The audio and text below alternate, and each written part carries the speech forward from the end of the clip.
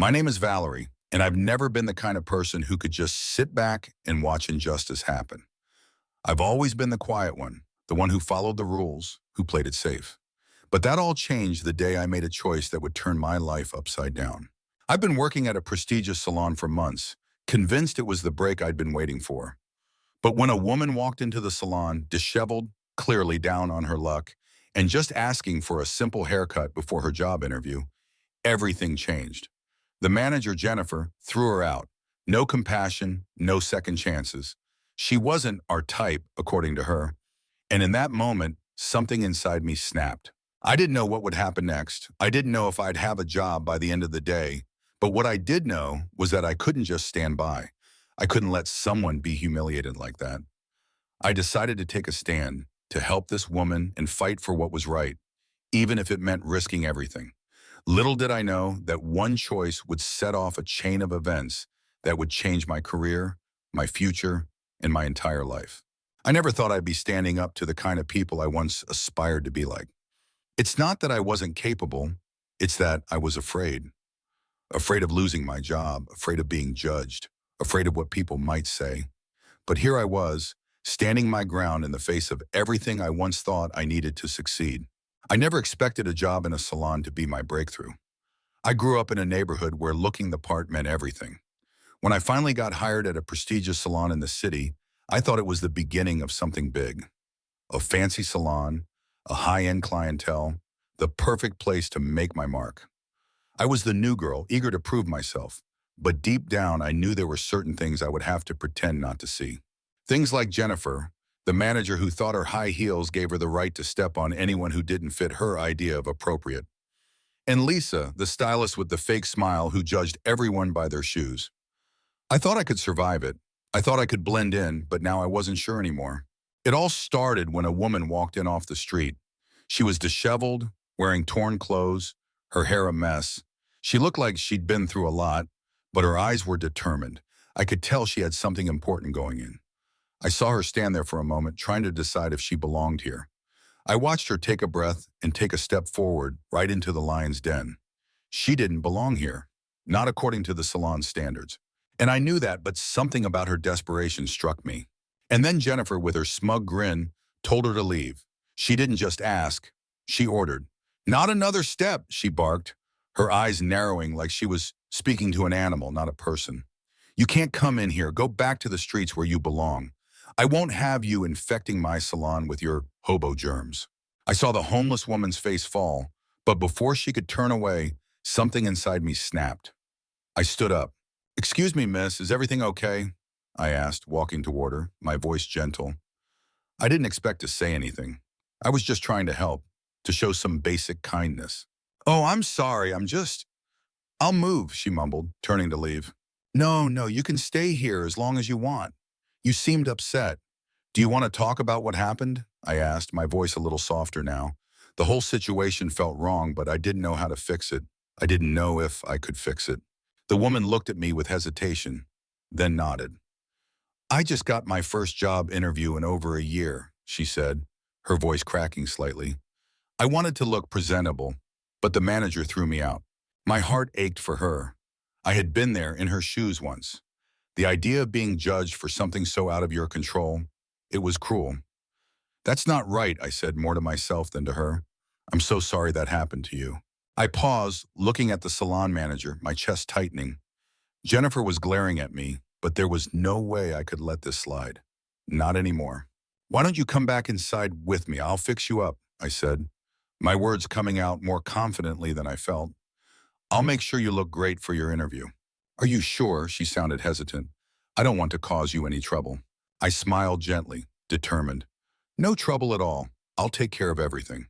But Jennifer wasn't having it. She stormed over, furious, her heels clicking sharply against the tile. "What did I just tell you?" she demanded, glaring at the homeless woman, her voice dripping with disdain. She had her chance. "Now I'm calling the cops." I couldn't believe it. I couldn't. I was trembling with anger, but I stood my ground. "I told her to come in," I said, trying to keep my voice steady. Jennifer's face went red, her jaw clenched tightly. "You did what?" she spat. "Why?" I asked, stepping in front of the homeless woman. "Because she deserves the same respect as anyone else who walks through those doors. You're making a huge mistake, Jennifer snapped. This walking health hazard shouldn't be anywhere near a salon, let alone in it. We don't want her kind here. She's a person, I shot back, the words coming out more forcefully than I'd intended. She deserves to be treated with respect. Jennifer's eyes burned with anger, and I could see her seething beneath the surface. You're naive, she hissed. Let me make it simple for you. If you want that raise you've been begging for, you'll kick her out right now. The words hit me like a punch in the gut. I had wanted that raise. I had wanted so badly to prove myself. But not like this. Not at the cost of my own integrity. I won't do that, I said quietly, my voice steady despite the storm inside me. She has every right to be here, just like anyone else. Jennifer's face twisted with disbelief. Fine, then you're fired. Her voice was cold, final. I didn't even hesitate. That's your choice, but I'm not going anywhere. I felt the weight of the moment settle on my shoulders. I had just put everything on the line. I didn't know if I'd still have a job by the end of the day, but I knew one thing: I couldn't back down. The homeless woman, her name was Clara, stood there for a moment, her eyes wide with shock. I don't want to cause you trouble. No, I said softly. You're not causing trouble. You're just being yourself. I turned to Clara and smiled, trying to reassure her. Come with me. Let's get you sorted out. As I led Clara to the styling chair, Jennifer's cold gaze burned into the back of my head, but I didn't look back. I couldn't afford to. I cut Clara's hair with the utmost care, each snip helping her transform, both on the outside and, I hoped, on the inside too. I wanted her to feel human again, to feel like she could take on the world. Thank you, Clara whispered after I finished. She looked at herself in the mirror, a tear slipping down her cheek. I can't believe this. You've made me feel, I don't know, like I'm worth something again. I smiled softly, trying to hide the tears welling up in my own eyes. You are worth something, more than you know. But just as I finished, Jennifer came storming in. That's it, she said, her voice low and venomous. Get out of here now, you're done. I'm not going anywhere, I said firmly. Jennifer's face went white with fury. You'll regret this. You're fired. You'll never work in another salon again. I stood my ground, my heart pounding in my chest, but I knew I was doing the right thing. I was about to lose everything, but I was finally being true to myself. I could hear Jennifer's breath quickening as she paced in front of me, her anger bubbling just beneath the surface. I stood still, refusing to back down. Every part of me screamed to just leave, to turn around and walk away, but I knew that would be the easy way out. The right way was to fight for what I believed in, even if it meant losing everything. You're so naive, Valerie, Jennifer hissed. You think standing up for this, she waved her hand in Clara's direction, is going to get you anywhere? You think this is how you get ahead in life? Her eyes burned with a venom that I could feel sinking into my skin. Maybe I don't care about getting ahead the way you do, I said, my voice calm but firm. Maybe I care about doing what's right, not what's convenient. Jennifer scoffed, crossing her arms over her chest, clearly not prepared for the words that were coming next. Well, you'll be doing what's right somewhere else, because this is my salon. And if you don't get out right now, I'll make sure you never work in this city again. For a moment, a cold chill ran down my spine. The thought of losing my job, losing this opportunity, it terrified me. But then I looked over at Clara. Her eyes were full of gratitude, and she was trying to hold back tears, clearly afraid that my decision was going to cost me my future. Clara, I said, my voice softening, don't worry, I'm not going anywhere. I'm not leaving you here. I'm going to make sure you get what you deserve. Clara looked up at me, her eyes wide with surprise, and then she smiled. It wasn't a perfect smile, but it was genuine, a small spark of hope in a place that felt like it was suffocating under layers of judgment and expectation. Thank you, she whispered, her voice trembling. I don't know what I would have done if you hadn't helped me. I'm just doing what anyone should do, I said, trying to ignore the knot forming in my stomach. We all deserve a chance, no matter what. But Jennifer wasn't done. Her eyes flicked to the door as if she was looking for some backup, and in came Lisa, her constant ally. Lisa walked in with a smug look, her arms crossed and her lips curling into a small, self-satisfied smile. She didn't even bother acknowledging Clara, walking straight past her to stand beside Jennifer. You really think you're going to win this, Valerie? Lisa said, her voice laced with scorn. You're just going to let the whole salon fall apart because you want to save one person who doesn't belong here. I'm not letting the salon fall apart, I shot back, my anger rising. You're the ones who are tearing it apart by believing that only certain people deserve to be here. The tension in the air was thick, suffocating, and I could feel my pulse pounding in my temples. My heart was racing, my mind spinning with possibilities. This could end any number of ways. I could walk away, let Jennifer win, let Lisa continue to rule the roost, or I could fight, take the consequences, and do what I knew was right. And then the unexpected happened. The door opened, and in walked Regina, the salon owner. She was an older woman, poised and composed, her sharp eyes scanning the room before she spoke. I'm sorry, but what's going on here? She asked, her voice calm but demanding. Jennifer and Lisa froze, their expressions shifting quickly from smug confidence to nervous tension. I knew Jennifer was regretting not handling this situation before Regina walked in. I'm trying to get rid of the riffraff, Jennifer snapped, but her voice lacked its usual power. Regina raised an eyebrow, clearly unimpressed. And who's the riffraff exactly? Jennifer gestured dismissively toward Clara, still standing quietly by the chairs. Her. She doesn't belong here. We can't have someone like that in a high-end salon like this. Regina looked from Jennifer to me, then back at Clara. There was a long pause as she seemed to weigh the situation in her mind. I held my breath, wondering what would happen next. Finally, Regina spoke. Valerie, come here. My heart skipped a beat, and I walked toward her, unsure of what to expect. I knew I'd crossed a line, but I wasn't prepared for what was coming next. I've been watching you, Regina said quietly, so only I could hear. I've been watching how you handled this situation, how you stood up for what you believe in, and I have to say, I'm impressed. I blinked, not sure if I heard her correctly. You are? She nodded. You've got guts. You're everything this salon was meant to represent. This place was founded on the belief that everyone deserves to be treated with respect, no matter their background. And I'm not about to let someone like Jennifer destroy that. I could feel the weight in my chest begin to lift, but it wasn't over yet. Regina turned to Jennifer and Lisa, her expression hardening. You two out. You're done here. Lisa's face turned white as she tried to protest, but Regina held up a hand, silencing her. I won't tolerate this kind of behavior. I built this place to welcome everyone, and you two have been poisoning it from the inside. Now, leave. Jennifer tried to argue, but it was clear her time in charge was up. With a final bitter look at me, she turned and stormed out, Lisa following closely behind.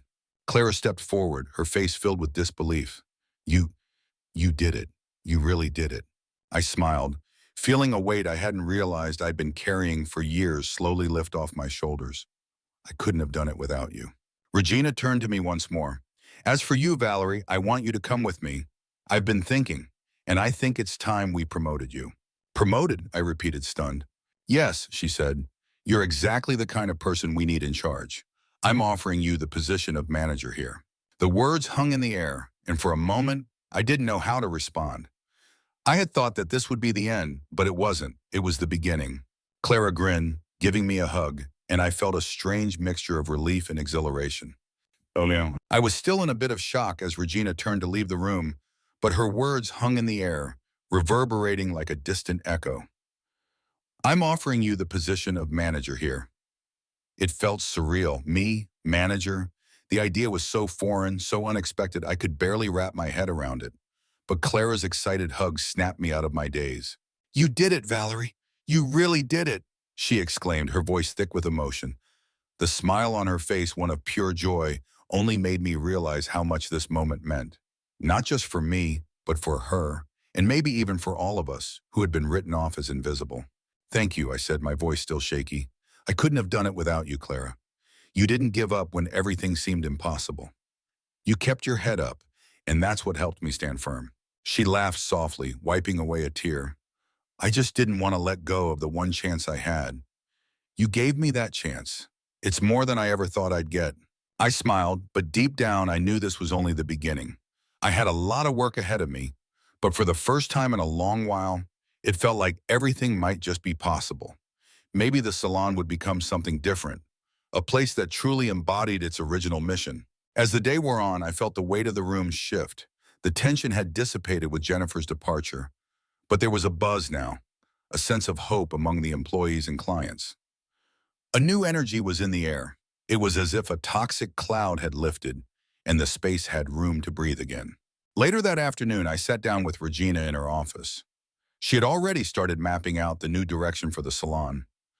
The list of changes she had in mind was long, but there was something about the way she spoke about it, so sure, so determined, that made me believe in it too. "I've seen something in you, Valerie," Regina said, leaning back in her chair, her hands folded in front of her. "It's not just about being a good stylist or making the right business decisions. It's about having the heart to lead. That's why I'm putting you in charge of this salon. You understand people, and that's more important than anything else." I felt a surge of gratitude, but also fear. Could I live up to her expectations? Could I actually change the culture of this place? The pressure of the responsibility loomed large, but there was something else rising inside me. A quiet, steady confidence I hadn't felt in years. "I won't let you down," I said, my voice steady now. "I promise." The following weeks were a whirlwind. Every morning I walked into the salon, I felt like I was taking on a new challenge. The staff looked at me with a mix of curiosity and skepticism. After all, I wasn't their first choice and I knew it, but there was no turning back. I had to make this work. I spent a lot of time with Clara, talking about her plans for the future. She had applied for a job at a local cafe, and we worked together to perfect her resume and practice her interview skills. I could see the difference in her already, the way she held herself, the confidence in her smile. She wasn't just a client anymore. She was a friend, someone I had helped change the course of her life. But as the days passed, the old shadows of the salon crept back in. Lisa, despite her dismissal, continued to spread whispers among the staff, telling anyone who would listen that the place was going to fall apart under my leadership. She called it Valerie's dream world, a place where everyone was equal and the high standards were a thing of the past. "Who's going to want to come here when the whole salon is a charity case?" she'd say, when she thought no one was listening. "Next thing you know, we'll have to cut hair in the street." I tried to ignore it at first, but the words began to sink in. I couldn't change everything overnight. There were clients who came to us because of the exclusivity, because of the name, and they didn't want to be surrounded by what they considered undesirables. I knew this would be a battle, a fight to change not just the physical space, but the very heart of the salon. There would be clients who wouldn't want to return, staff members who would doubt me, and moments when I would question myself. But I wasn't going to back down. Not again. One morning, as I walked in early to prepare for the day, I saw a familiar face standing by the door. It was Marcus, the regular client who had always been a silent ally. He was pacing nervously, checking his watch as if waiting for someone. "Hey, Marcus," I greeted, surprised to see him so early. "What's going on? Everything okay?" He turned to me, and his eyes held a seriousness I wasn't used to seeing. "I've been thinking a lot about everything that's happened here," he said quietly, looking around as if to make sure no one was listening. "And I wanted to tell you something." I raised an eyebrow, intrigued. "What's on your mind?" Marcus took a deep breath. "I've been coming to this salon for years. I've watched it change, watched the owners change, but one thing I've never seen is someone who actually cares about people, who wants to make this place feel like home for everyone, not just the ones who can afford it." He paused, looking me in the eye. "You've got my support, Valerie, whatever it takes. You've got people like me in your corner." His words hit me like a wave, crashing over me with a force I wasn't prepared for. It wasn't just about the clients or the money. It was about the people who believed in what I was doing, the ones who saw the potential, who understood the vision. "Thank you," I whispered, my voice thick with emotion. "That means more to me than you know." By the end of the week, the atmosphere in the salon had shifted dramatically. There were still whispers, still doubt, but they were becoming quieter. I had made changes, small at first, but noticeable. We implemented new policies to make sure everyone who walked in was treated with respect, no matter their background. I brought in new products and offered discounts to first-time clients, making sure no one felt excluded. And slowly the tide began to turn. Clients returned, drawn by the new energy. Some of them even asked for Clara by name, remembering the transformation she had gone through.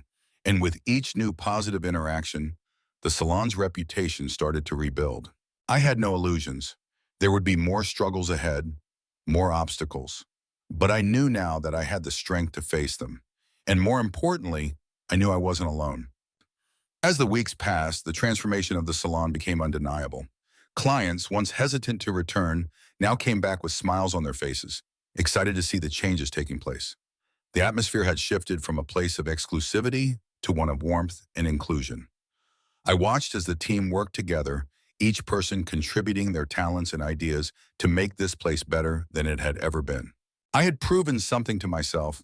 This was my dream, and I wasn't going to let anyone take it from me. The best part? It wasn't just the salon that had changed. It was me. The woman who had once been afraid to speak out, afraid to stand up for what she knew was right, was no longer that person. I had found my voice, my confidence, and my purpose. I knew I could handle anything now, no matter what obstacles came my way. I thought about Clara often, about how far she had come. She had landed the job at the cafe she dreamed of, and now she was planning to move into a new apartment. I couldn't have been prouder of her. Her success was a reminder of why I fought so hard for this. One evening, as I looked around the salon at the smiling faces, the buzzing energy, and the peaceful harmony between the staff and the customers, I felt a sense of accomplishment I had never known. It wasn't just about the position, the money, or the recognition. It was about making a difference, one person at a time. But as the story goes, it wasn't just my journey. It was the journey of everyone who had ever been told they didn't belong, who had ever been judged before they even had the chance to prove their worth. Together, we had proven that people could rise above their circumstances, that compassion and fairness could change the world around us. As I stood there, watching the salon thrive, I couldn't help but smile. This was just the beginning. The future was wide open. What do you think about Valerie's journey? Do you believe that one person can truly change the course of an organization or even a community? Let us know your thoughts in the comments below. Have you ever faced a moment where standing up for what's right changed everything for you? Share your experiences with us. We'd love to hear your stories. Don't forget to like, subscribe, and share this story if it resonated with you. Let's keep this conversation going and spread kindness, one step at a time. Thank you for watching, and we'll see you in the next video.